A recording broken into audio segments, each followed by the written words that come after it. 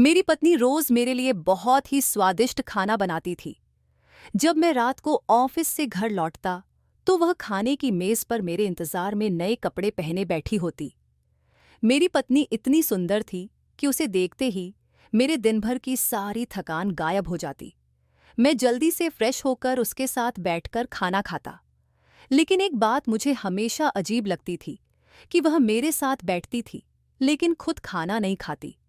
जब मैं पूछता तो वह कहती कि उसने अपने लिए पिज्जा मंगवाया है जो डिलीवरी बॉय थोड़ी देर में दे जाएगा। रोजाना खाना खाकर मुझे नींद आ जाती और उसके बाद ही डिलीवरी बॉय आता और पिज्जा दे जाता। धीरे धीरे यह रोज का सिलसिला बन गया। मुझे शक होने लगा कि डिलीवरी बॉय हमेशा मेरे सोने के बाद ही क्यों आता है। एक रात मैंने सोने का नाटक किया और देखना चाहा कि क्या हो रहा है। जैसे ही डिलीवरी बॉय आया, मेरी पत्नी उसे हमारे कमरे में ले आई। वह दोनों एक ही सोफे पर बैठ गए। जो कुछ मैंने देखा वह इतना शर्मनाक था कि बताने लायक नहीं था। मेरी बंद आंखों से आंसू बहने लगे और मुझे लगा कि जैसे किसी ने मेरे पैरों तले से जमीन खींच ली हो। मेरी पत्नी ने उसका हाथ पकड़ा और मुझे अपनी आंखों पर यकीन नहीं हो रहा था कि वह मेरी मौजूदगी में ऐसा कर रही थी। मैं अंदर से टूट चुका था लेकिन शांत पड़ा रहा और उन्हें देखता रहा। मैंने सोचा शायद मेरी आंखें और कान गलत देख और सुन रहे हैं, पर हकीकत कुछ और ही थी। मुझे समझ नहीं आ रहा था कि मेरी पत्नी कब से मुझे धोखा दे रही थी, लेकिन मैं उसका आखिरी कदम देखना चाहता था। उसने मुझे सोता समझकर उस आदमी के साथ बैठकर बातें की। मैंने अपनी पत्नी शिल्पा पर कितना भरोसा किया था, पर उसने मेरे साथ विश्वासघात किया। उस रात मैं चुपचाप सब देखता रहा। वह आदमी कुछ देर उसके साथ समय बिताकर चला गया, लेकिन मेरे जीवन से सुकून छीनकर। मैं पूरी सच्चाई जानकर ही उसे रंगे हाथों पकड़ना चाहता था। सबूत के बिना उसे गलत साबित करना मुश्किल था। इसलिए मैंने उस रात यह जाहिर नहीं होने दिया कि मैं सब जान चुका हूं। सुबह जब उठकर उसे देखा तो मेरे दिल में अब कोई भावनाएं नहीं रहीं। वह मुस्कुराकर मेरे पास आई और कहा कि आज हम घूमने चलेंगे, लेकिन मैंने साफ कह दिया कि मेरा कहीं जाने का मन नहीं है। कल रात का नज़ारा मेरे सामने बार बार घूम रहा था और मैं यह सोच रहा था कि मेरी मोहब्बत में क्या कमी रह गई जो शिल्पा इतनी गिर गई। ऑफिस पहुंचकर भी मैं रात की बात भूल नहीं पा रहा था। मैंने अपने असिस्टेंट को कह दिया कि आज की सारी मीटिंग कैंसिल कर दे क्योंकि तबीयत ठीक नहीं है। अब मैं यही सोच रहा था कि आगे क्या करना है और कैसे इस सच को सबके सामने लाना है। मेरी माँ मेरी पत्नी को बहुत मानती थी और उनकी पसंद से ही शिल्पा मेरी जिंदगी में आई थी। माँ के सामने मुझे उसकी सच्चाई साबित करने के लिए सबूत चाहिए था। शादी के बाद मैं भी शिल्पा से मोहब्बत करने लगा था, लेकिन अब समझ में आया कि उसकी मोहब्बत बस एक दिखावा थी। मेरा नाम अमर है।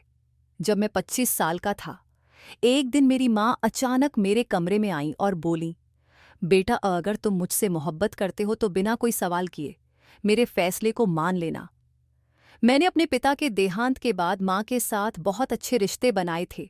माँ ने बड़ी मेहनत से मुझे पाला था, इसलिए मैं उनका बहुत आदर करता था। मैंने माँ से कहा, मुझे आपका हर फैसला मंजूर है।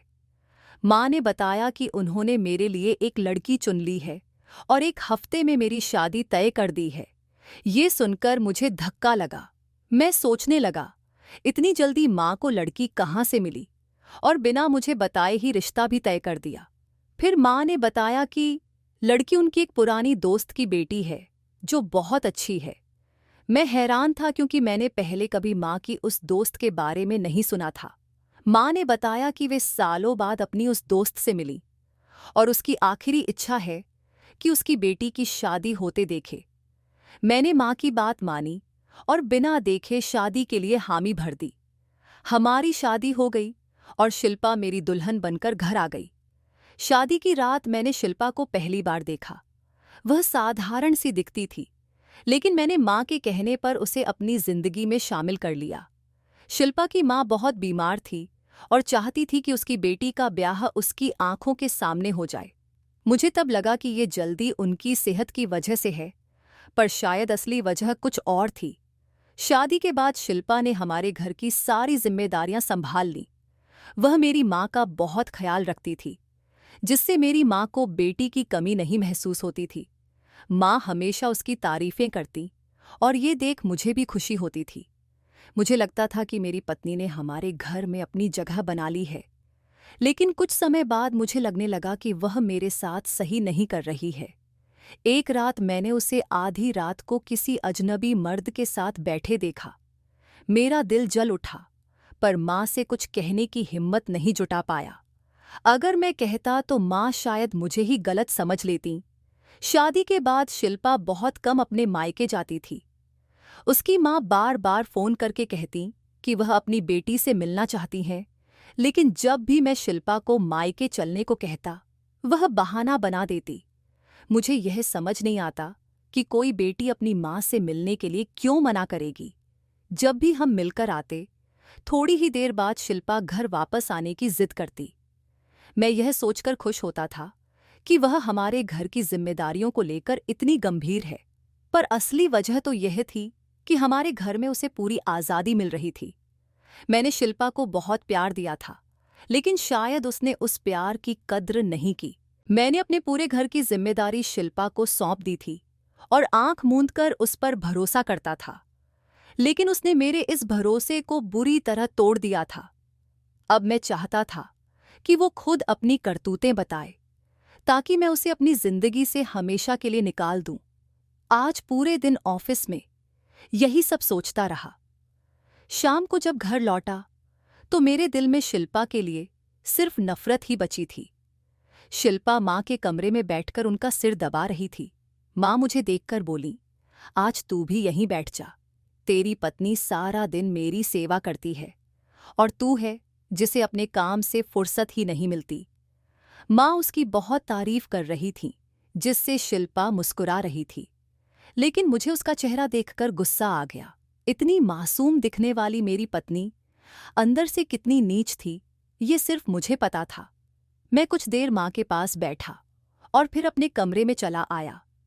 शिल्पा भी मेरे लिए चाय लेकर आ गई। वो मुझसे कुछ बात करना चाहती थी, पर मेरा उससे बात करने का बिल्कुल मन नहीं था। वो बातें करने लगी, पर मैंने आंखें बंद कर लीं जैसे मुझे नींद आ रही हो। उसने मेरा सिर छूकर देखा, मानो मेरी तबीयत ठीक है या नहीं। गुस्से में मैंने उसका हाथ झटक दिया और कहा, भगवान के लिए मुझे चैन से जीने दो। 5 महीने की शादी में पहली बार ऐसा हुआ था कि मैंने उससे इस तरह बात की। शिल्पा ने मेरे लिए नया सूट पहना था और मेरी पसंद का खाना भी बनाया था, लेकिन मैंने बिना खाए ही सोने का नाटक किया। शिल्पा बार बार पूछ रही थी कि क्या हुआ, लेकिन मैंने उसे अनदेखा कर दिया। उसकी आंखों में आंसू थे, मगर अब उसके ये आंसू मुझे बिल्कुल भी असर नहीं दे रहे थे। मैंने उससे कहा कि आज रात मुझे अकेला छोड़ दे, और वो चुपचाप कमरे से बाहर चली गई। रात को मैं अपने कमरे में लेटा रहा और खाना भी नहीं खाया। मैं देखना चाहता था कि क्या आज रात भी वो लड़का हमारे घर आएगा। मुझे नींद की गोली खाकर सोने की आदत थी, इसलिए शायद शिल्पा ने इसी बात का फायदा उठाया था। लेकिन आज रात मैंने नींद की गोली नहीं खाई। मैंने अपने मोबाइल का वॉइस रिकॉर्डर ऑन कर दिया और उसे सोफे के पास छिपा दिया, ताकि उन दोनों की बातें रिकॉर्ड हो सकें। मैंने सोचा कि जब वो लड़का वापस जाएगा तो मैं दोनों को रंगे हाथों पकड़ लूंगा। अगर शिल्पा मुझसे झूठ बोलेगी तो रिकॉर्डिंग सुना दूंगा और सच्चाई सामने आ जाएगी। रात के करीब 12 बजे शिल्पा ने हमारे कमरे का दरवाज़ा खोला और उस लड़के का हाथ पकड़कर उसे अंदर ले आई। मेरा दिल चाहता था कि उसी समय उसे मार दूं, लेकिन मैं खुद को काबू में रखे रहा। उसने शिल्पा का हाथ पकड़कर उसे सोफे पर बैठा लिया और ऐसी हरकतें शुरू कीं जिससे मेरा खून खौल उठा। वह शिल्पा के साथ धीमे धीमे कुछ कह रहा था, जो मुझे साफ सुनाई नहीं दे रहा था, पर मेरा फोन सब रिकॉर्ड कर रहा था। थोड़ी देर बाद शिल्पा ने उस लड़के को बहुत सारे पैसे दिए और वो जाने के लिए खड़ा हो गया। यही सही मौका था जब मैं उन दोनों को रंगे हाथ पकड़ सकता था और उनसे हिसाब चुका सकता था। मैंने तुरंत बिस्तर से उठकर उस लड़के को गर्दन से पकड़ लिया। शिल्पा को तो ये उम्मीद भी नहीं थी कि मैंने आज दवाई नहीं खाई और जाग रहा हूं। मुझे देखकर उसके होश उड़ गए और वो लड़का भी घबरा गया। शिल्पा हाथ जोड़कर कहने लगी, प्लीज इसे छोड़ दो, ये तो पिज्जानिया देने आया था और मैं इसे पैसे देने के लिए कमरे में लाई थी। गुस्से में आकर मैंने एक थप्पड़ शिल्पा को मारा और कहा, तुम अपना मुंह बंद ही रखो। तुम्हारी सच्चाई मैं कल रात ही जान गया था, लेकिन माँ के सामने जो तुम मासूमियत का नाटक करती हो उसे आज खत्म कर दूंगा। तुम कितनी धोखेबाज हो। हमारे प्यार और भरोसे का यही सिला दिया है कि हमारी इज्जत को हमारी ही छत के नीचे मिट्टी में मिला दिया। मेरी बात सुनकर शिल्पा फूट फूट कर रोने लगी और कहने लगी, बस एक बार मेरी बात सुन लीजिए, फिर आप जो भी फैसला लें मुझे मंजूर है। मैंने उस लड़के के गाल पर थप्पड़ मारते हुए कहा, मैंने जो अपनी आंखों से देखा वो काफी है। आधी रात को मेरे कमरे में एक डिलीवरी बॉय का आना कोई मामूली बात नहीं है। कमरे में शोर सुनकर माँ भी आ गईं और स्थिति देखकर परेशान हो गईं। मैंने माँ को बताया कि उनकी प्यारी बहू ने हमारी इज्जत को कैसे मिट्टी में मिला दिया है। माँ को गहरा झटका लगा, लेकिन उन्होंने मुझसे कहा, होश में रहकर बात करो, शिल्पा एक नेक लड़की है। मैंने जवाब दिया, मैं कुछ नहीं कहूंगा, पर अब जो सच है वो मेरा फोन रिकॉर्डर बताएगा। मैंने सोफे के पास छुपाया फोन निकाला और रिकॉर्डर ऑन कर दिया। जो बातें रिकॉर्ड में थीं उन्हें सुनकर तो मेरे पैरों तले जमीन खिसक गई। रिकॉर्डिंग में वो लड़का शिल्पा को दीदी कहकर उसे धन्यवाद दे रहा था और बता रहा था कि उसकी मदद से ही उसने अपनी पढ़ाई पूरी की है। उसने कहा, दीदी आपकी दुआओं और मदद से ही मैंने एलएलबी पूरी की है। बाबा ने हमें बचपन में अलग कर दिया था, पर आपने हमेशा मेरा साथ दिया। शिल्पा ने तब खुद मुझे समझाया कि वो लड़का उसका सगा भाई शुभम है। बचपन में उनके माँ बाप के तलाक के कारण दोनों को अलग कर दिया गया था। शुभम को उसके पिता ने अपने साथ ले लिया और दूसरी शादी कर ली। शुभम को सौतेली माँ से बहुत परेशानी थी, लेकिन शिल्पा ने हमेशा उसका साथ दिया। वो उसे चोरी छिपे मदद करती थी और इसीलिए कभी कभी उसे घर पर बुला लेती थी, क्योंकि माँ को उनके रिश्ते से अब भी आपत्ति थी। ये सब जानने के बाद मुझे अपनी गलती का एहसास हुआ। मैंने हाथ जोड़कर उन दोनों से माफ़ी मांगी और शुभम को अपने घर में रहने की जगह दे दी। इस घटना से मैंने सीखा कि बच्चों पर माता पिता के अलगाव का गहरा असर पड़ता है और हमें अपने निर्णयों से पहले बच्चों की भलाई जरूर देखनी चाहिए। आज उस घटना को 1 साल हो गया है और अब सब कुछ ठीक है। माँ और शुभम के बीच की दूरियां भी खत्म हो गई हैं। मैं और शिल्पा भी अब बहुत खुश हैं।